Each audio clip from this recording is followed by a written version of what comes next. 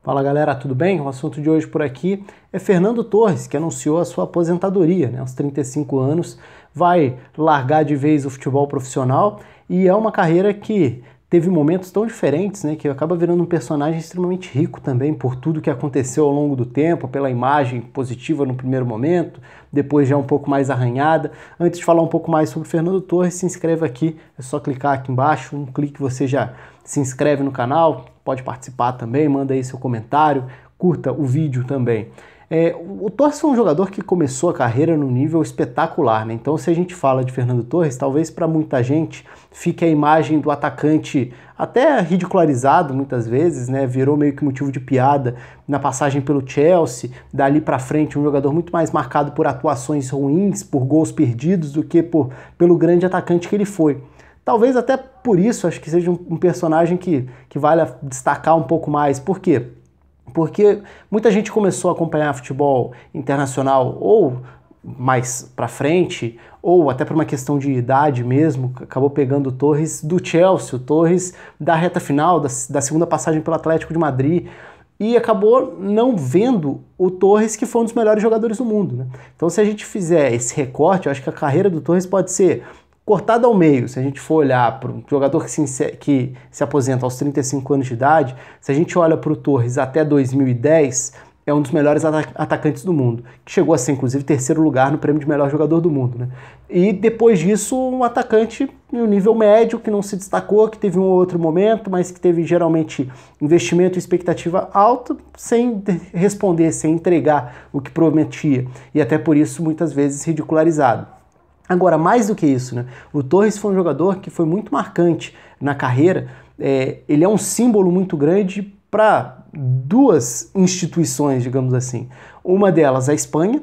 Ele é um cara simbólico da virada da Espanha, daquela seleção que não conseguia vencer, que não conseguia títulos, e para a Espanha que virou campeã da Euro em 2008, campeã da Copa em 2010, campeã da Euro em 2012, a melhor seleção do mundo naquele período. Um período hegemônico, por que não, no universo do futebol de seleções. E o Torres foi fundamental, inclusive com um gol na final da Euro em 2008 contra a Alemanha. O Torres, naquela ocasião, era um dos jogadores mais capazes de desequilibrar no futebol mundial. Então ele tem uma página muito importante escrita na seleção da Espanha, ajudando, quando a gente vai contar o que foi a era Espanha, a era da Espanha dominante, primeiro com Aragonês, depois com Vicente Del Bosque, os dois treinadores do período, o Torres vai ser um nome que fatalmente será citado.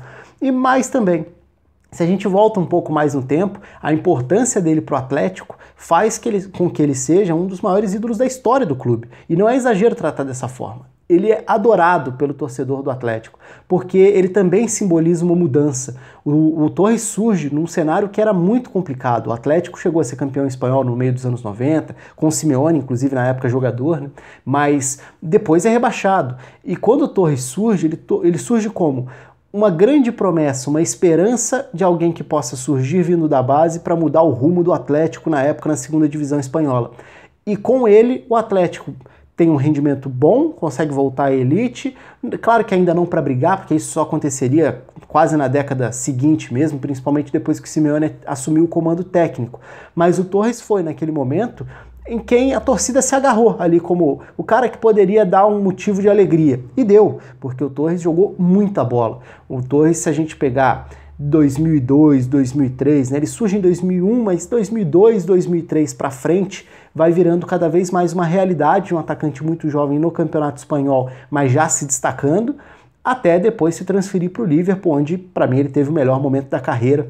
Se a gente fizer esse recorte do Torres no Liverpool, a gente vai ver o jogador que decidia grandes jogos. Se a gente pegar, por exemplo, o Liverpool de 2009, que em uma semana goleou Manchester United e Real Madrid, era um Liverpool que tinha, acima de tudo, Gerrard encostando no Torres. E essa era a dupla. Os dois se entendiam muito bem e os dois decidiam muitos jogos. Qual que é o momento da virada na carreira dele? Infelizmente, um momento da virada para pior. Talvez a lesão de 2010, porque ele joga muito em 2008, joga muito em 2009, começa jogando bem em 2010, e aí é quando ele sofre uma lesão um pouco mais grave, passa por uma cirurgia, vai para a Copa do Mundo ainda num período de recuperação, ainda não estava 100%, então ele chega à Copa do Mundo longe da melhor forma, e depois disso a gente já não viu mais o melhor desempenho. No primeiro momento, condição física pode ser um fator para explicar. depois ele simplesmente não conseguiu mais recuperar a condição técnica. Claro que uma coisa está sempre ligada à outra, não dá para isolar completamente uma coisa da outra, assim como o psicológico também.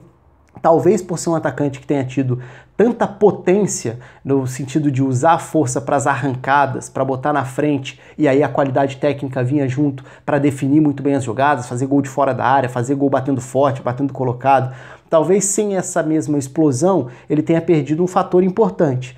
E com isso também uma queda muito grande de confiança. E é justamente quando ele vai para o Chelsea, com o investimento alto do Chelsea na época, ele já vai no momento ruim, já tinha sido o pior momento dele no Liverpool. E ele chega com o Chelsea pagando muito caro por ele, ou seja, a expectativa foi lá no alto, o Chelsea já tinha uma cobrança do que tinha acontecido alguns anos antes, quando contrata o Shevchenko por um valor muito alto também, e o Shevchenko não entrega, outro dos grandes atacantes da década de 2000, e o Torres acaba sendo mais um que fica aquém.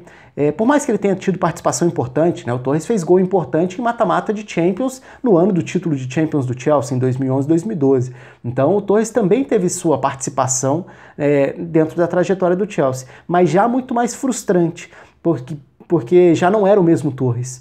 E durante um período era até curioso, porque o Torres às vezes começava os jogos fazendo tudo muito bem, mas a partir do momento em que vinha o primeiro erro, talvez a confiança ou a falta de confiança pesasse tanto que a partir dali desandava completamente o nível da atuação dele. Então foi um jogador que, se a gente pegar esses últimos 8 anos, jogou muito pouco, ou poucas vezes jogou bem, o que realmente é muito pouco para um jogador do nível dele.